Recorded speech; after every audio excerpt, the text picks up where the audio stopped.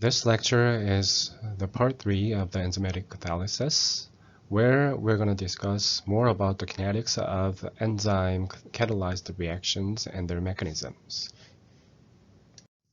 There are 3 important quantities in enzyme kinetics that you must know their definitions and also know how to estimate and calculate them, as well as understand their relationships.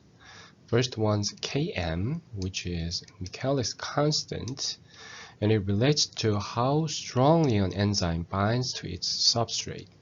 So that means high Km means the weak affinity. It's not the strong affinity, but it means the weak affinity. And that means the strength of the binding between the enzyme and substrate is low. The second one is Kcat, or the constant for the substrate turnover.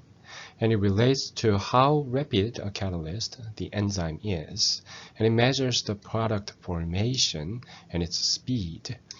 So the high Kcat means the high speed of catalysis and high speed of a product formation.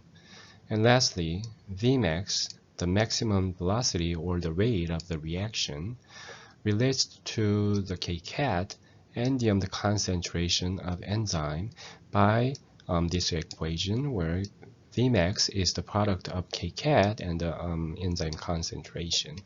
And high Vmax means the high rate of catalysis that the enzyme can achieve. Especially the relationship between Km and Kcat defines the enzyme efficiency. So Kcat divided by Km, which means the ratio of the Kcat and the Km, that compares the speed of catalysis you can get by the enzyme, and the binding affinity would be a measure of the enzyme efficiency. From the substrate saturation effect that we already discussed in previous lecture, we can get the relationship of the rate of the reaction V, or the velocity, and the substrate concentration. And rate V is the differential function of the product concentration, and that is the same as the product of K2 constant and ES complex concentration.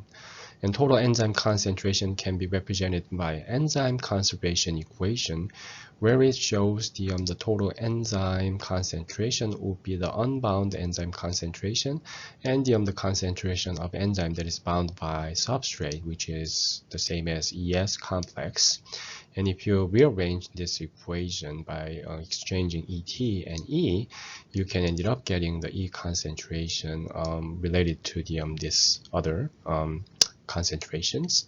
And now let's consider the general enzymatic reaction here, where the K1, K2, and K-1 constants are involved. And from the steady state assumption, where it says the ES complex concentration is constant, or in a steady state throughout the reaction, enzymatic reaction, the product, basically the rate of the ES formation should be same as the rate of the ES disappearance. So the rate V of the ES formation, where it moves from the E plus S to ES, should be the same as the rate V of the ES dissociation that goes back to E plus S, and the rate V of the ES dissipation, where the ES complex moves forward to generate the product E plus P here. And again, we're ignoring the K-2, which is from the E plus P to ES complex, because we've agreed that we're only dealing with the initial rates, where they're going to be really little to no K-1, or this E plus P going revert back to ES happens. So for the same reaction, the rate of ES formation will be the product of K1, the rate constant for the E plus S to ES formation, and the E concentration and S concentration. And by the enzyme conservation equation, you can replace E concentration with E total concentration minus ES concentration to get this expression here. And for the rate of the ES disappearance, which will be the sum of the rate for the ES dissociation, which goes back to E plus S, and the rate for the ES dissipation moving to E plus P. And the expression for the rate of the ES dissociation will be K minus 1 and ES concentration. And the rate for the ES dissipation will be the product of K2 and ES concentration, as you can see here. And you can put this rate constant together to get the K minus 1 plus K2 multiplied by the ES concentration here. And now the steady state assumption says that the differential of ES concentration is basically 0, meaning that the ES concentration will be constant over time. And so the rate for this ES formation and disappearance will be the same. So you can put it this way, and then bring back these expressions here and put them as equal. And by rearranging the K1 to the overside, moving over to the other side, and the ES concentration moving on another side to get this expression here. And here, especially on the right hand side, the K minus 1 plus K2 divided by the K1 is called as Michaelis constant, or Km. And this Km is a critical, very important number for the understanding enzymatic reaction kinetics. Km is basically ratio of concentrations of the various reacting species. Therefore, it is expressed in units of molarity. Now we can rearrange the equation to get the Michaelis constant, or Km here. And first, moving this ES concentration to the other side, we'll get this expression here, where you can get the Km multiplied by the ES concentration on the right side here. And then further, you can move ES and S concentration to the other side to get the ET concentration, total enzyme concentration, and the S concentration equals ES concentration multiplied by Km plus S concentration. And by exchanging this ETS and ES, you can get ES concentration as the ET concentration, S concentration, by the Km divided by the Km plus S concentration. But what we really want to do is to relate the rate V to S concentration. And to do so, let's bring back the rate equation, which is V equals the differential of the P concentration, and that is same as K2 and ES concentration. And the reason that we're using only K2 and ES concentration to estimate the rate is because the product E plus P is going to be solely formed from the ES complex. So plug in the expression for this ES above right here into this rate equation to get the V equals K2, and the instead of ES concentration, you get this ETS divided by Km plus S concentration. And especially this product of K2 and ET concentration has a special meaning. So let's imagine that there's a situation where there is a high concentration of substrate. In that case, all the enzymes is gonna be ES form, so that the ES concentration will approach to the total enzyme concentration, right? So it's gonna be essentially the same. And thus, the rate is maximal there because all of the enzymes are utilized in there. So therefore, the K2 and the ET concentration will be the Vmax, which is the rate of the reaction at the maximum rate. So therefore, we can write this expression as V equals, instead of K2 ET, we can write it as Vmax, and then the same as concentration divided by Km plus S concentration. And this particular equation is called as Michaelis-Menten equation, and it relates the V, the rate of the reaction, to S concentration with two constants, Vmax and Km. Then what does Km, the Michaelis constant, really mean? Again, this is Michaelis-Menten equation, where it relates the rate to the S concentration with two constants Vmax and Km. And let's imagine the condition where the Km is the same as S concentration. In that case, the denominator here within the parentheses will change to 2S concentration. Again, Km is the same as S, so that's going to be 2S concentration. And the S concentration will be cancelled out with the S here in denominator, leaving the V equals Vmax divided by 2. So that means in that particular condition where Km equals S concentration, the rate will be half maximal. And in case when K2 is much smaller than K minus 1, which is original Michaelis-Menten assumption, Km reflects the binding affinity of the E and S. So if you lower the lowering the Km means that you're having the tighter binding between the enzyme and substrate. So if you go back to the Km, it's basically the ratio of K minus 1 plus K2 divided by K1. So by lowering the Km, you're getting relatively higher value of K1 here, and K1 is for the formation of ES complexes. You're getting more complex of ES here because of this tighter binding. And if K2 is much smaller than K minus 1, you can ignore this K2, so putting it as a 0. So you're going to get Km equals just a K minus 1 divided by K1, and that's the same as Ks, the substrate constant, and that is the same as the E concentration, S concentration, and their product divided by the ES concentration. And here the Ks, the substrate constant, is the same as the equilibrium dissociation constant Kd of the ES complex. And again, Kd is the ratio of the product of concentrations of individual species to the concentration of their complex at equilibrium. Let's make some assumptions here. First, let's ignore K2 because we already assumed that K2 is much smaller than K minus 1. And also the off rate, which is association rate of the ES and changed into E plus S, is low, as the K minus 1 is 0.01 second reciprocal. And also, let's assume that association of E plus S is quick and is only limited by diffusion, as the K1, we set it as 10 to the 9th molar and second, both reciprocal.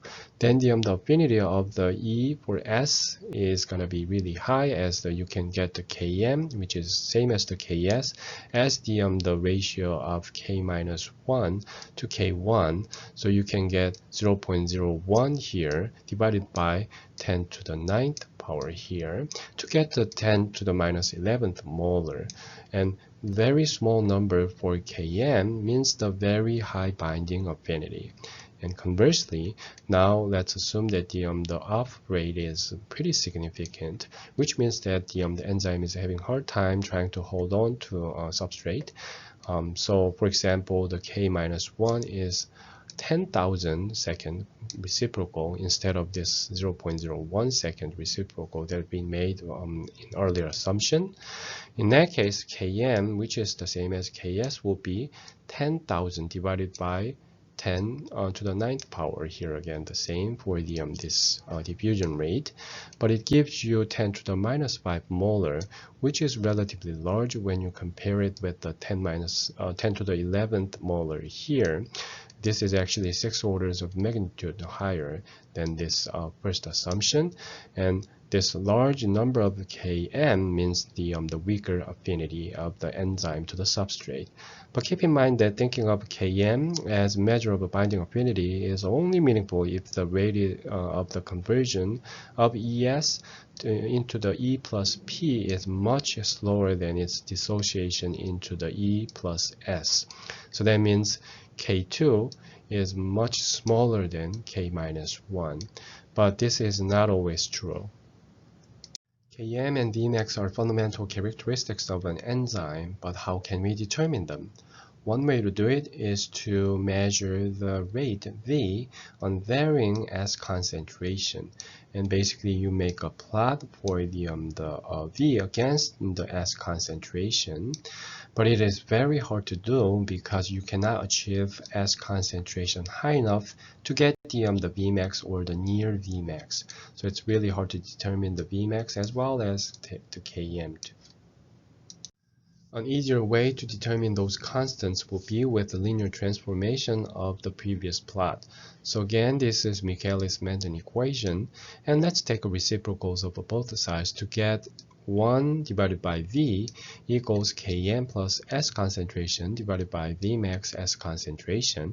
And if you rearrange a little bit here to get the Km divided by Vmax multiplied by 1 over S concentration plus 1 over Vmax, and you can see the same thing basically here. And for the V0, which is the initial velocity, you can just take it as just a regular velocity here too. Anyway, so that actually looks like a linear function of the type of y equals ax plus b, where y is the 1 over v, and x is the 1 over s concentration, and a equals km divided by Vmax, and lastly b equals 1 over Vmax. So for that linear function, you're going to get slope as the Km divided by Vmax, and x-axis intercept as minus 1 over Km, and y-axis intercept as 1 divided by Vmax. And this transformation, the linear function, is known as Lineweaver-Burk plot or double reciprocal plot, and it allows to determine Km and Vmax graphically here in an easier way. And also you're expected to understand this, Lineweaver-Burk plot or the double reciprocal plot, and how you can basically relate it with this function to the Km or the Vmax. Then how do we measure Km and Vmax in practice using Lineweaver-Burk plot or double reciprocal plot? To do so, we can measure the initial rate at the range of different concentrations of substrate, and then we can plot the 1 over V as a function of 1 over S. And this way of plotting data is extremely useful in determining how enzyme works as well as various inhibitors work.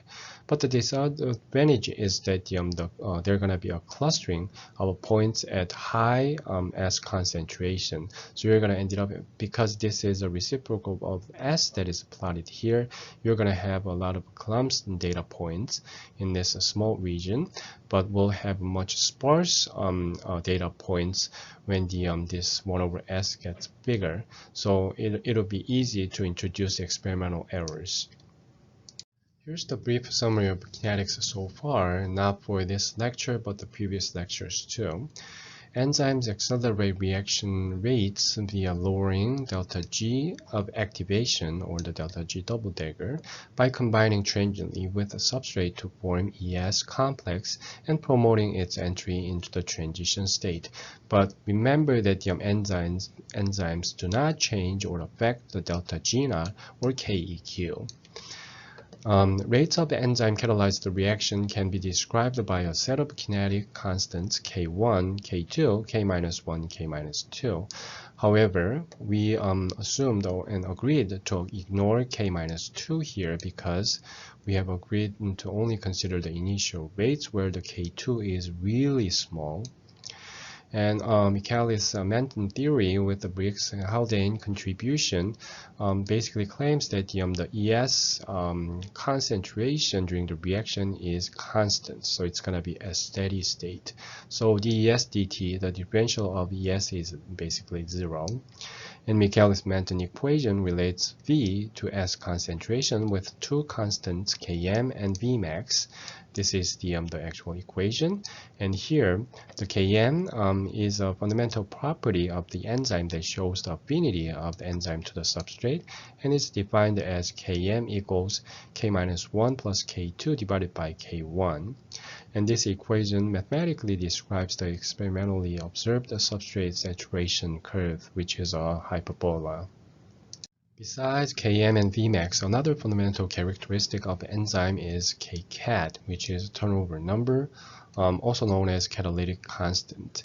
And Kcat can be expressed as the Vmax divided by total number of enzymes.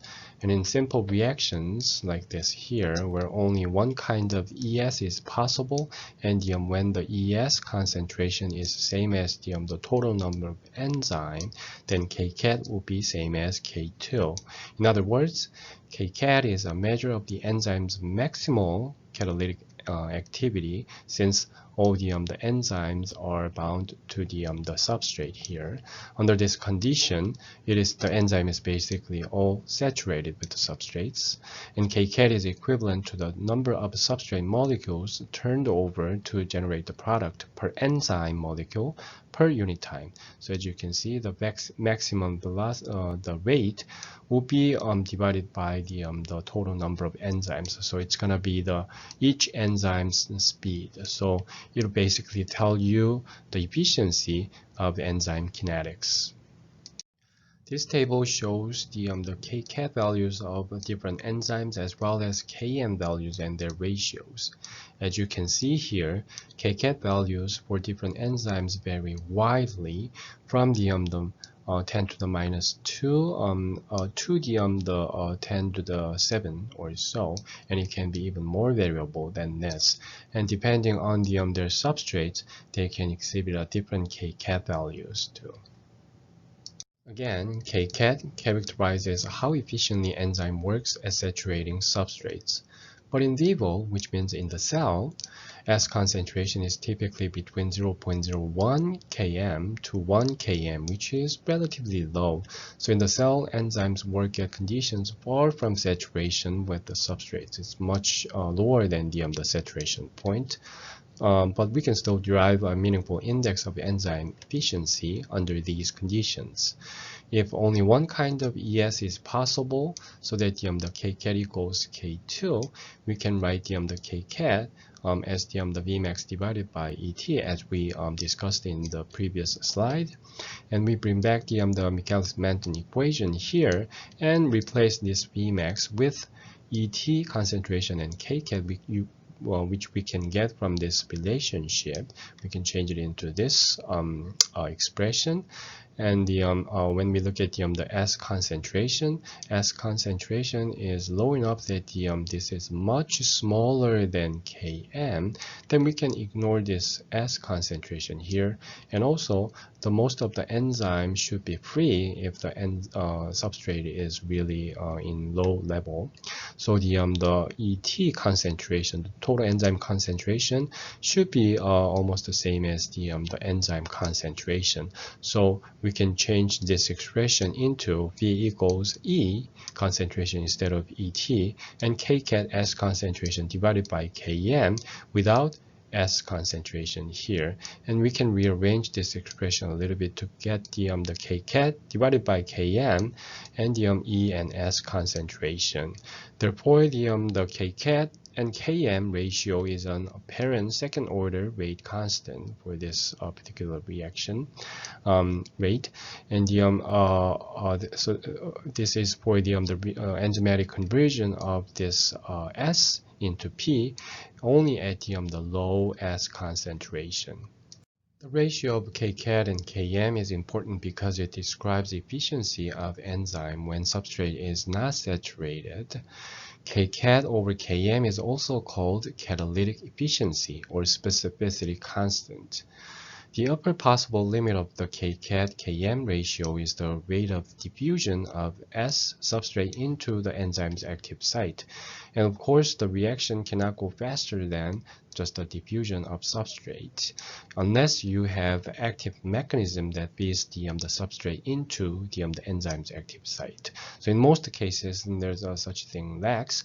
So you're gonna have the close to just diffusion rate, or the has to be smaller than that. So Kcat and Km ratio should be this because it's expressed in this way because kcat is K2 and Km by its definition is K2 plus K minus 1 divided by K1, and of course it's in a denominator, so it's the numerator and denominator for Km will be flipped here, and you can rearrange this a little bit to get this K1 and then K2 divided by K2 plus K minus 1. And when you look at this vector here, obviously K2 minus K2 plus K minus 1 cannot exceed 1 because this denominator has to be larger than K2. This is a positive number. This is positive number 2. So which means that all this number should be smaller than 1. So kcat and km ratio should be smaller than k1. And here K1 characterizes the process of association of E and S to form the ES complex, and therefore its maximal rate is limited by the diffusion. And in water, rate constant for diffusion is between 10 to the 8 and 10 to the 9 molar and second inverse, and many enzymes have in fact kcat and km ratios that approaches this theoretical limit 10 to the 8 or 10 to the 9, and that means they have achieved a catalytic perfection there. And that means as soon as they encounter substrate, they make the product out of it immediately. An example would be the beta lactamase that has kcat km value as 10 to the 8th molar and second inverse. Since we've introduced so many constants, let's think about units of those measurements. For the rate constant, since rate itself is concentration per time, for the first order reaction, the rate constant will be second inverse. But the second order, it will be molar inverse and second inverse, and etc. too. So for the third order, it's going to be molar to the minus 2 and then second inverse. And Kd, the dissociation constant, and Km are the ratios of concentrations of species. Therefore, they're going to have units of molar. And kcat can be thought as the first order rate constants. So therefore, the unit's going to be second inverse. And kcat and km ratio are going to be in units of molar and second, both inverse, consistent with it being an apparent second order rate constant. Now let's move on to enzyme inhibition. Many substances can alter activity of the enzyme by interacting with it in various ways, and those of interacting proteins or the substances that reduce enzyme activity are called inhibitors. And inhibitors, which I indicate as I in this lecture, are very useful tools for enzymologists and cell biologists to better understand how enzymes work and how they affect their kinetics and the cellular functions. And study of enzyme inhibition greatly contributes to our understanding of enzyme mechanisms. And many drugs are enzyme inhibitors, so they are sought and designed by pharmaceutical companies.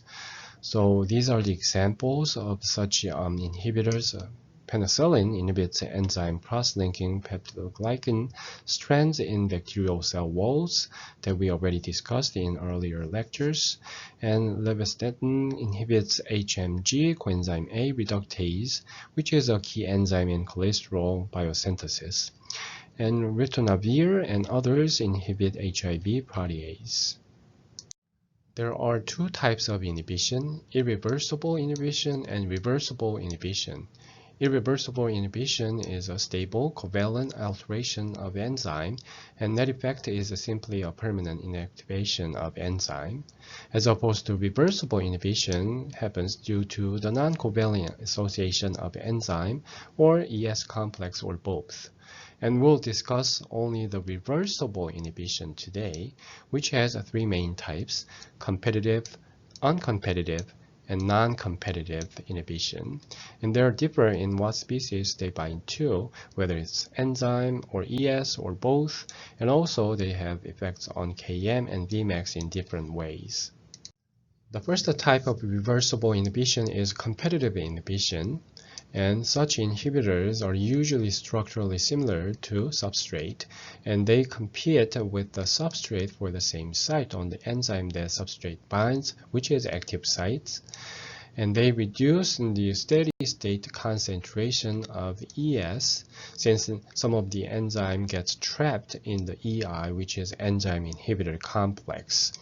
And they are called competitive inhibitors because the effect of the inhibitor can be overcome by adding excess substrate to basically drive that this route of the reaction. So ultimately, it can achieve the same Vmax, but at the higher substrate concentration. We can appreciate the effect of inhibitors on the enzymatic reaction by kinetic measurements. And what we are measuring here is the rate V of the reaction as a function of S concentration with or without inhibitor. So the derivation steps for that will be the first, write enzyme conservation equation as total enzyme concentration equals enzyme, the unbound enzyme concentration plus ES complex concentration, and also you need to include EI, which is enzyme inhibitor complex concentration here too, since you're using inhibitor here. And from the E plus I that makes the EI complex, we can get the equilibrium dissociation constant for enzyme inhibitor complex, Ki equals E concentration I concentration divided by EI concentration. Then we can rearrange a little bit to get the EI concentration as EI divided by Ki. Now plug this EI into this enzyme conservation equation to get the ET concentration as E concentration plus ES concentration and E and I concentration divided by Ki. If you rearrange to get it clean to make the E concentration multiplied by 1 plus I concentration divided by Ki plus ES concentration. And the next step would be to derive an expression for E concentration from the equilibrium, where the rate for the ES formation is the same as the rate for ES disappearance. So K1, concentration of E, and concentration of S is the same as K2 plus K minus 1, ES concentration. And you can rearrange this to get the Km, and also rearrange to get the E concentration as ES concentration multiplied by the Km divided by S concentration. And we can plug this E concentration expression into the ET concentration expression that we got from the previous slide. So that would be this. And by replacing E concentration with this ESKM divided by S, you can get this expression and can rearrange a little bit to clear up to get this.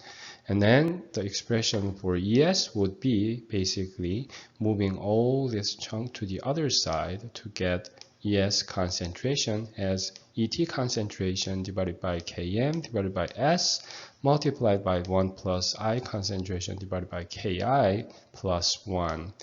And now from the expression for the rate V equals K2 and ES concentration, we can plug this ES concentration into this rate equation to get the V equals K2, and basically this portion will be exactly the same as this. And we can rearrange here. The important thing is that K2 ET concentration is same as Vmax, so we replace this with the Vmax to get this expression.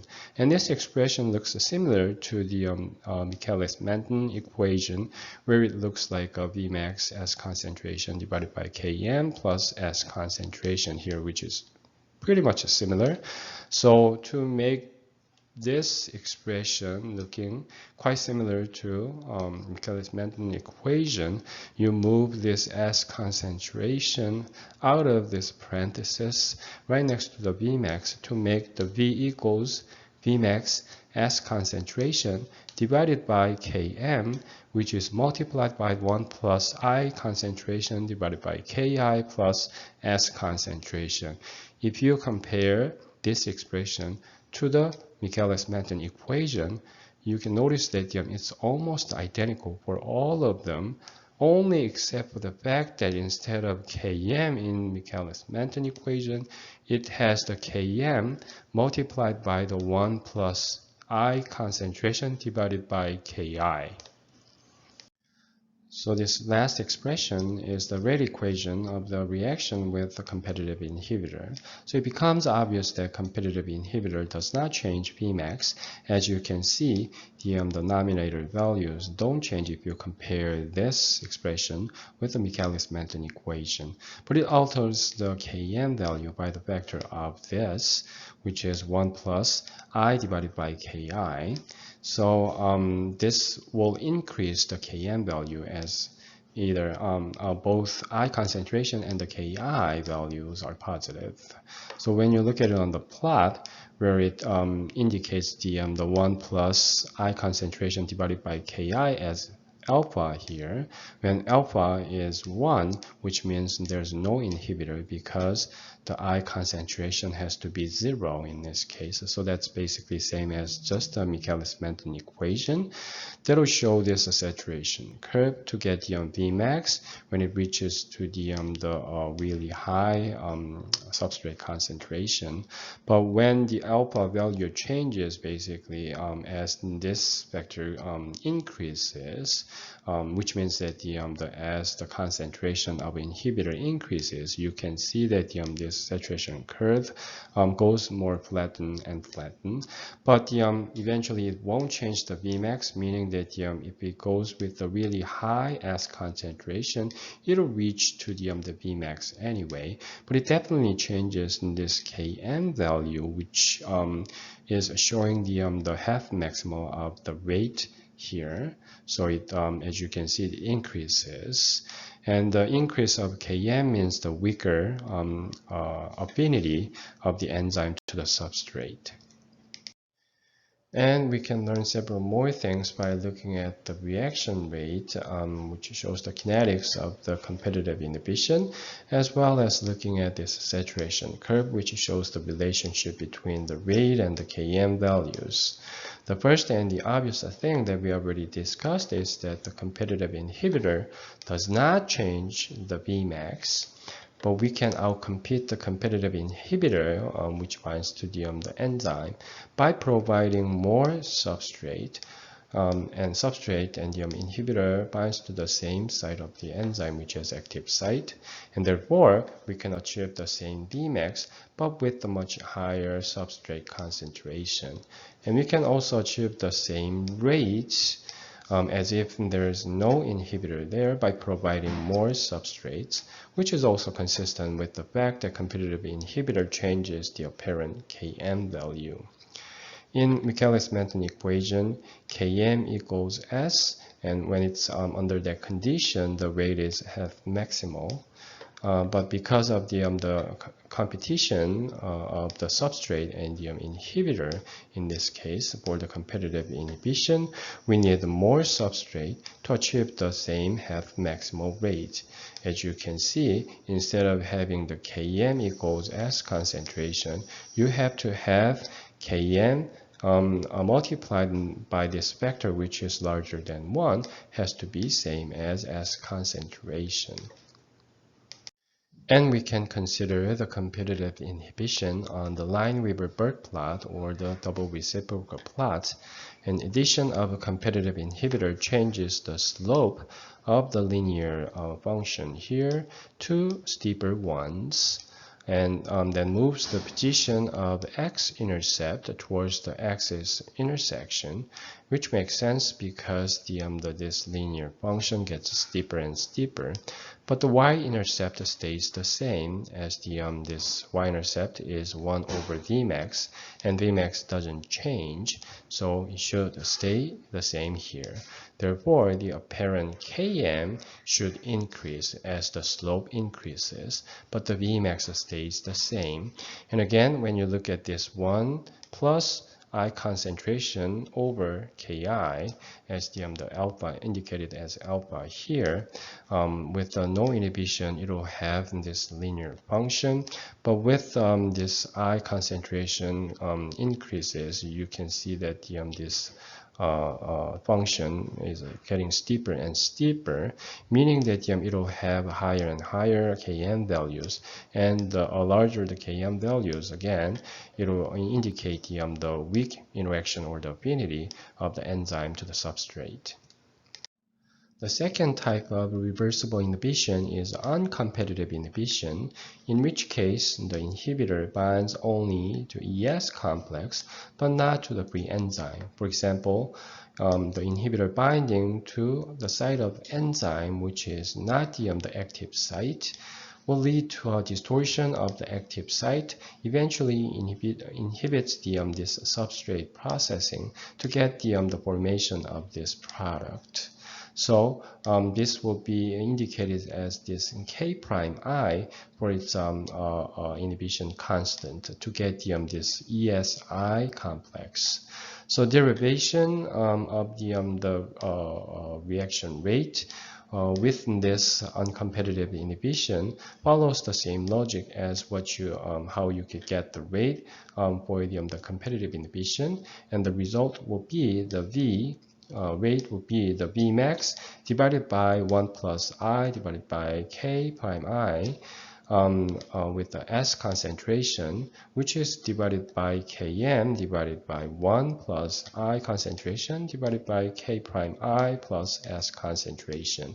So again, it looks quite similar to the Michaelis-Menten equation, but there's a little differences here, which is indicated in red, and which means that this uncompetitive inhibitor changes both Vmax and the Km value here, both decreased, but by the same factor of 1 plus I concentration divided by K prime I.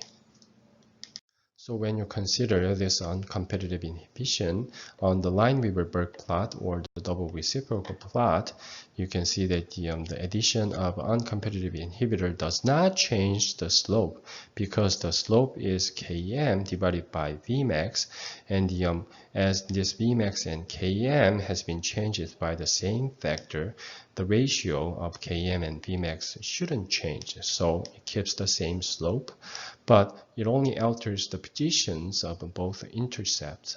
So you can get a series of parallel lines shifted upwards from the original one without inhibitor when you change the concentration of the inhibitor. So again, both Km and Vmax changes by the factor of 1 plus I divided by K prime I, but the slope keeps the same. And the last type is non-competitive or mixed inhibition, where the inhibitor binds both E unbound enzyme as well as ES complex. Therefore, the inhibitor binds on somewhere else on the enzyme other than the active site. And it basically makes this EI complex as well as ESI complex to inhibit this reaction here. So the derivation of the reaction rate would follow the same logic as other two inhibition, and the result will be V equals Vmax divided by 1 plus I concentration divided by Ki, S concentration divided by Km plus S concentration, when we assume that this Ki and K prime I are the same. So again, this looks quite similar to the Michaelis-Menten equation, except for the fact that the Vmax is divided by this factor, which is highlighted in red here. So it becomes obvious that non-competitive inhibition, or the inhibitor, does not change the Km value, but it alters the Vmax by this factor to make this Vmax decreased. So on the Lineweaver-Burke plot, addition of non-competitive inhibitor changes the slope steeper, as you can see here. So as a result, it will change the y-intercept, but it won't change the x-intercept as long as the Ki is the same as K prime I. Therefore, the apparent Vmax decreases, but the Km stays the same. And the series of straight lines fanning out of the common x-intercept will be the phenomenon of this non-competitive inhibition on the Lineweaver-Burke plot or double reciprocal plot.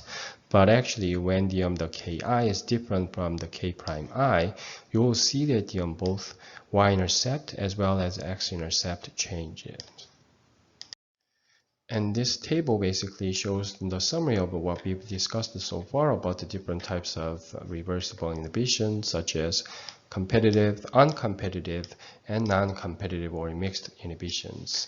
And also shows in there Michaelis-Menten equations, which are the reaction rates, as well as Lineweaver-Burke equations.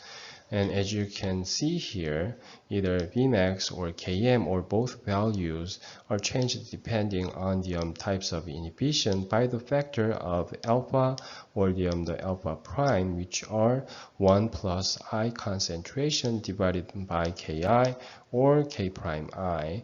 And please note that for this non-competitive inhibition, it actually shows this equation when the Ki is different from the Ki prime.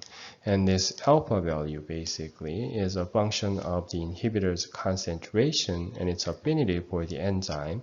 So it must be just larger than 1. As you can see here, there's a 1, and as the inhibitor concentration or as well as Ki or K prime I are the positive values, it should be larger than 1. So there's no case that this alpha or alpha prime is less than 1. So far, we have learned the kinetics of enzymatic reactions as well as effect of the different types of inhibitors in the unimolecular reactions where only one type of substrate is involved. But the majority of enzymatic reactions in the cell, such as transferases or oxidoreductases reaction, actually have multiple substrates and products. And for such reactions, the order of substrate addition and product release follows the two mechanisms, sequential reaction and ping-pong reaction. And the sequential reaction, which is also the single displacement, all the substrates must bind to the enzyme before the reaction occurs, and then the products are going to be released. And there are two subtypes for this sequential reactions. One's ordered and the other is random. And for the ordered sequential reactions, the substrate will be bound to enzyme in this strict order. So A has to come first to form the EA complex, and then B comes in to make the EAB complex, and then P and Q products will be released. As opposed to in the random sequential reaction, either A or B substrate can come first to form the EAB eventually, and then either P or Q will be released pretty much randomly. And another mechanism is ping-pong reaction or the double displacement, where one or more products are released before all substrates have been added. So in this case, A comes in and make this EA complex, and then right away make the P product, and then it makes this sort of a stable enzyme form F. And that's is going to be ready to get this B substrate to form the F and B complex and then release this Q product after that.